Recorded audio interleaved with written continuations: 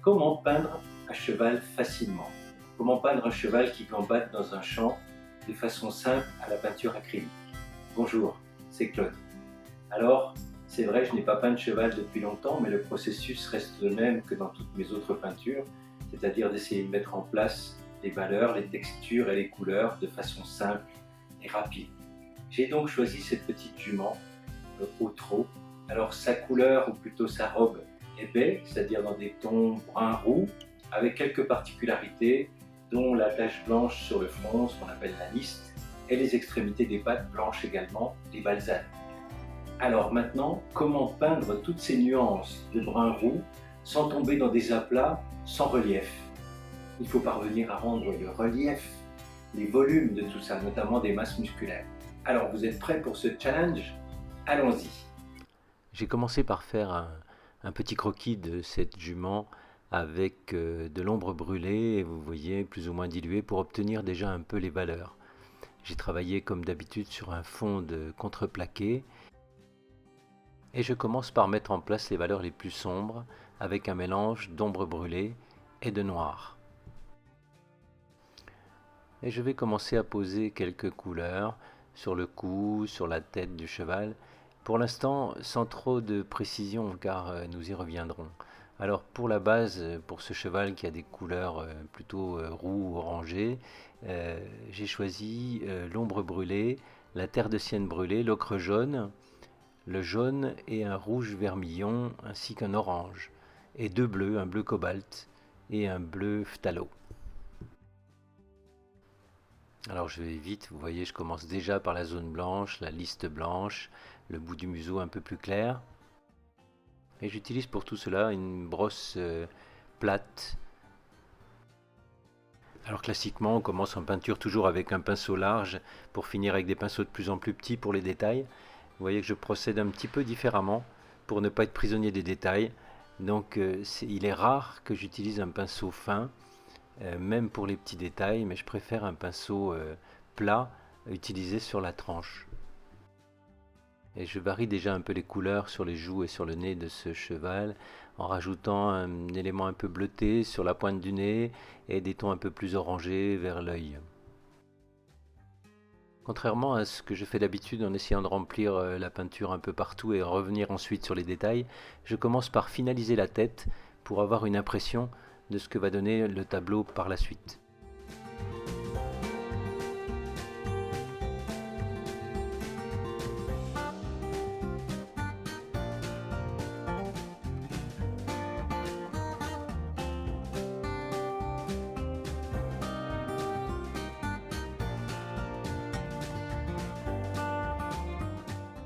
Alors beaucoup de petites touches en variant un peu les couleurs, en variant les valeurs, en rajoutant un petit peu de lumière, de couleur plus orangée dans les zones ombrées.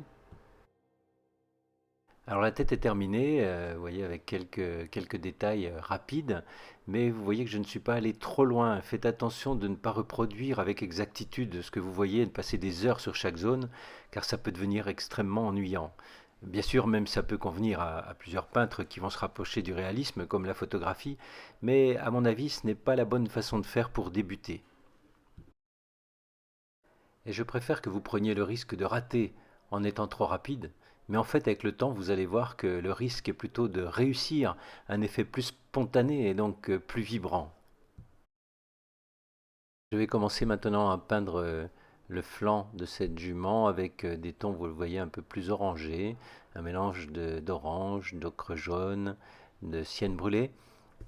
Et je reviens sur les tons un peu plus foncés, notamment au niveau de la queue, au niveau de la croupe, avec un mélange de noir et d'ombre brûlée. Vous voyez, j'accentue les zones les plus foncées sur lesquelles je reviendrai en posant des couleurs, des mi-teintes, des couleurs un peu plus claires.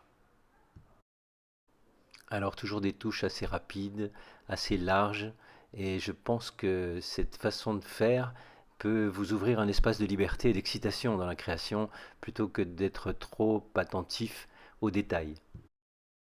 Alors en procédant ainsi sur les valeurs intermédiaires, la structure reste encore assez plate, entre guillemets, on ne voit pas encore beaucoup les reliefs et c'est normal. C'est une étape où on peut se décourager Mais c'est justement là où il faut continuer. Vous voyez, je commence à mettre des valeurs un peu plus claires, parce qu'à l'acrylique, on peut toujours modifier une zone, on peut éclaircir, assombrir, tout est possible. Et en fait, sur le fond sombre, dès que vous ajoutez des tons clairs, vous voyez que les reliefs ou les volumes vont commencer à apparaître. Regardez là par exemple ce que je suis en train de faire en ce moment. Et là, je pense qu'il est important d'avoir une photo avec un bel éclairage, avec des contrastes assez marqués, mais aussi avec des couleurs dans les zones d'ombre. Il faut toujours préférer peindre un sujet contrasté avec des zones de lumière et des zones d'ombre, parce qu'un sujet trop violemment éclairé, eh bien, il aura tendance à estomper les reliefs, et le peindre va devenir un peu plus risqué, un peu plus monotone aussi, n'est-ce pas? Je reviens sur des valeurs moyennes au niveau de l'encolure, avec un mélange de sienne brûlée, d'orange.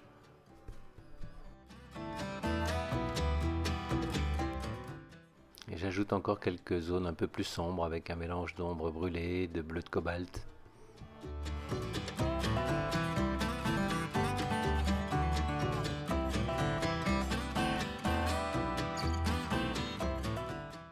Maintenant, vous voyez, je pose des valeurs moyennes avec des mélanges toujours euh, terre de sienne brûlée, un peu de bleu de cobalt, un peu d'orange.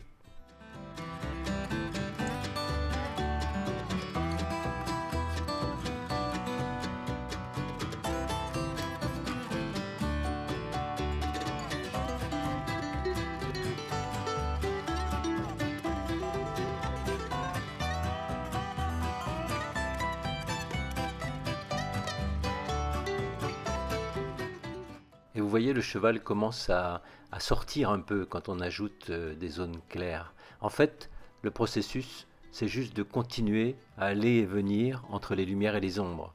Là, je suis un peu sur les lumières, mais vous verrez plus tard que je pourrai par endroits rajouter des zones plus sombres s'il le faut.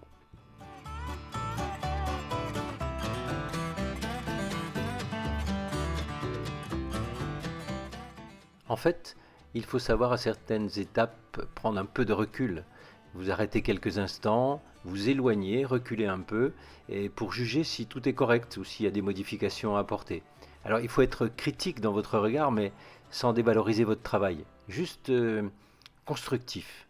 Mais surtout, surtout, n'abandonnez jamais avant d'avoir obtenu ce que vous souhaitez. Alors c'est la seule façon de progresser.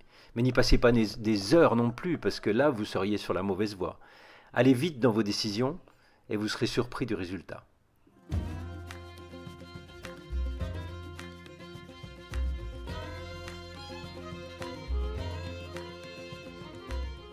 Là, je rajoute de nombreuses petites zones colorées, plus claires sur le poitrail, dans des tons plutôt ocre jaune.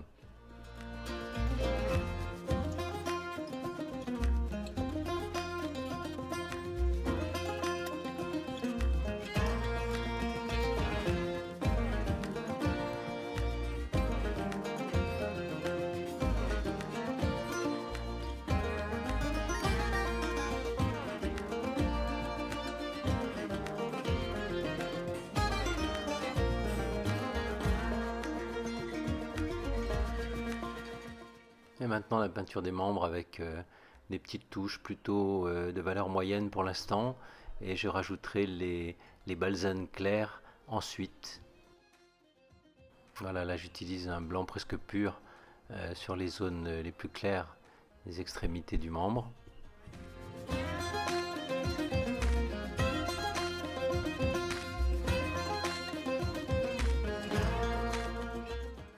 Et pareil pour la deuxième patte.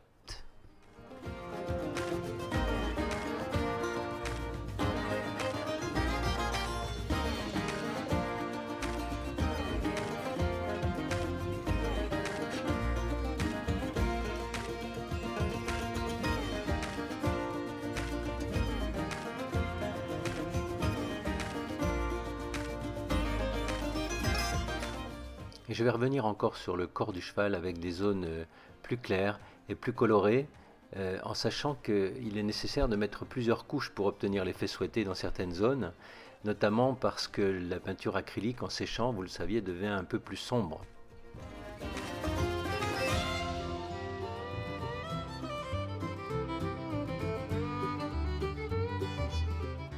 Et ici un peu d'orange plus éclatant pour faire vibrer un peu cette zone.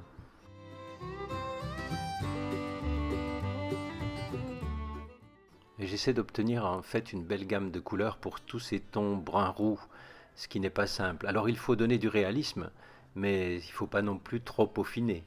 Fait est mieux que parfait, comme dit l'adage.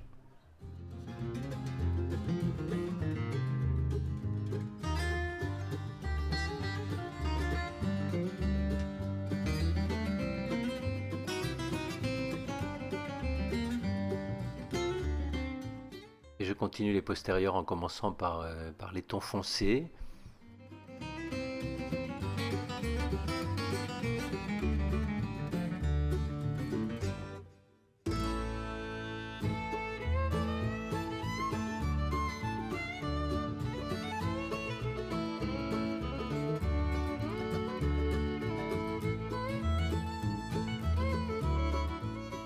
Puis les couleurs les plus claires. Alors je sais que beaucoup d'artistes ont du mal à peindre car à un moment ils sont perdus et en s'efforçant d'être trop perfectionniste on peut devenir vraiment frustré et c'est là qu'on peut renoncer.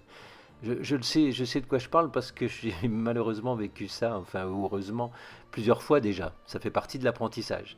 Mais encore une fois, une photo, ce n'est pas une peinture et donc il faut oser prendre des risques et chaque peinture en fait doit être considérée comme une leçon de plus dans l'apprentissage. Et je continue à rajouter un peu de couleur dans les zones ombrées. Une zone ombrée n'est jamais complètement noire, mais les ombres sont toujours colorées.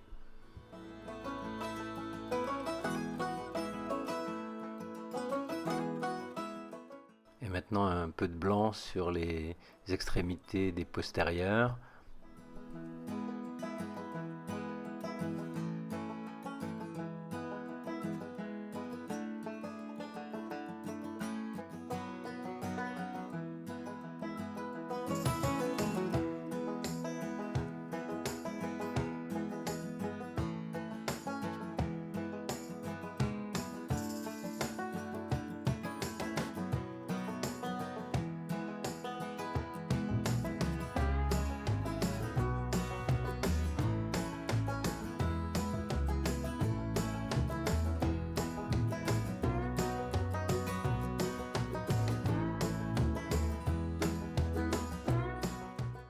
Et je continue de peindre avec des petites touches variées un peu partout, avec des couleurs, pour animer un peu, pour faire vibrer un peu tout ça.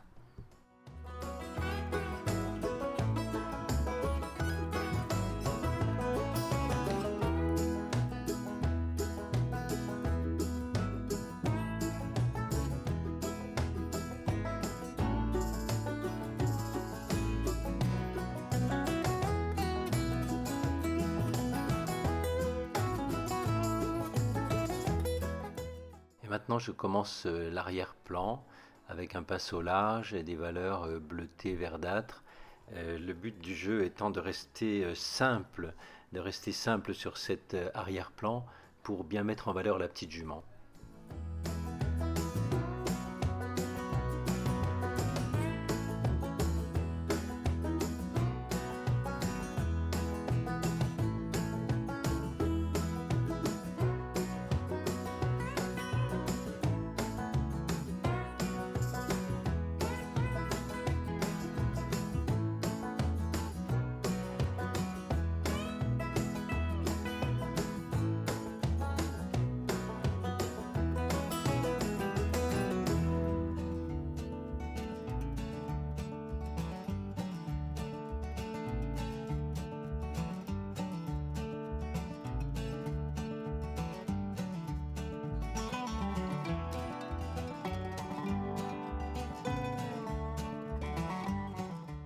Et je remplis rapidement toute la surface en contourant délicatement la silhouette de la jument bien sûr.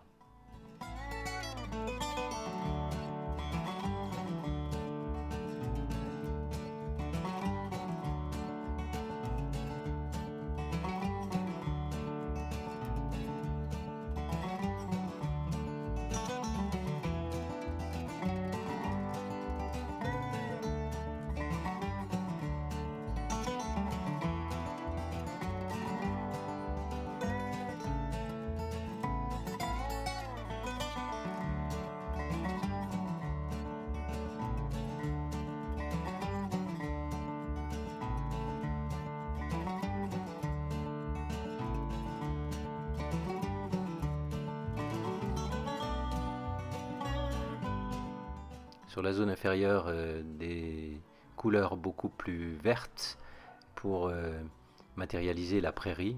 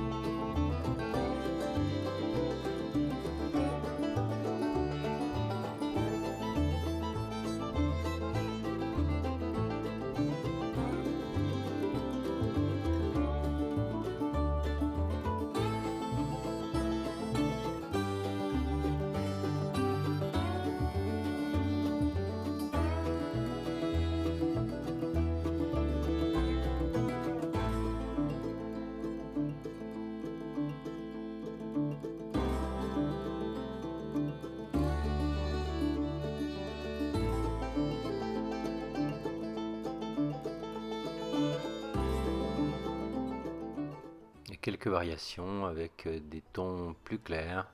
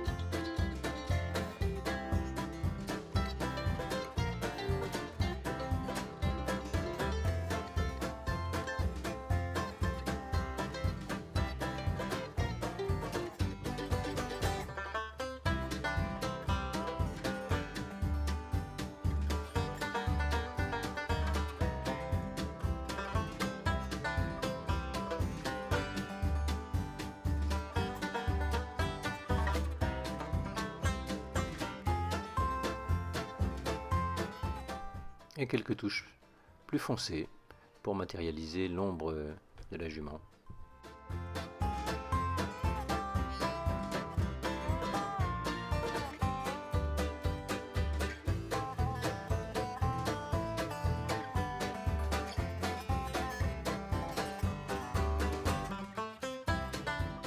Je vais maintenant poser le bleu très clair du ciel et donc éclaircir le fond, ce qui va rendre encore plus le contraste parce que le cheval finalement est assez sombre et le bleu du ciel, le bleu clair le fait bien ressortir.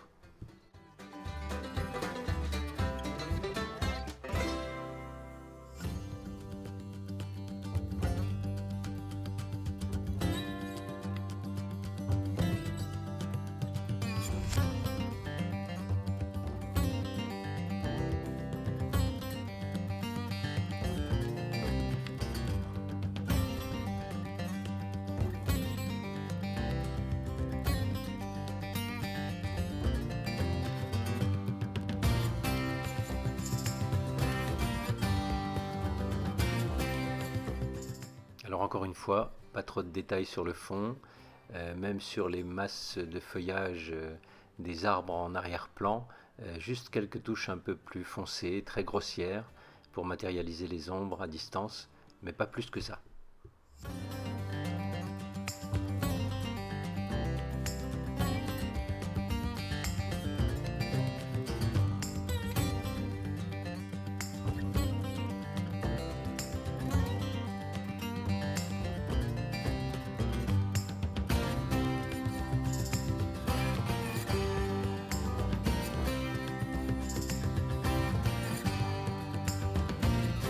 Alors voilà, tout s'est bien passé en à peine plus d'une heure. Alors c'est vrai que le fait de se mettre une limite de temps va permettre d'avoir un peu plus d'audace, donc de spontanéité dans la réalisation de la peinture. Il suffit de respecter les contrastes et d'utiliser un pinceau avec des touches larges et souples, en jouant sur les nuances de brun et en évitant de trop fondre les couleurs pour garder ce style impressionniste. Alors merci d'avoir regardé l'évolution de cette peinture. J'espère qu'elle vous donnera envie de peindre des chevaux. Dites-le moi dans vos commentaires. Abonnez-vous si vous le souhaitez et activez la petite cloche pour être tenu ou informé des prochaines vidéos. Vous le savez que j'en publie d'une par semaine. Et maintenant, comme je le dis toujours, à vous de jouer. À vos pinceaux. Bye bye.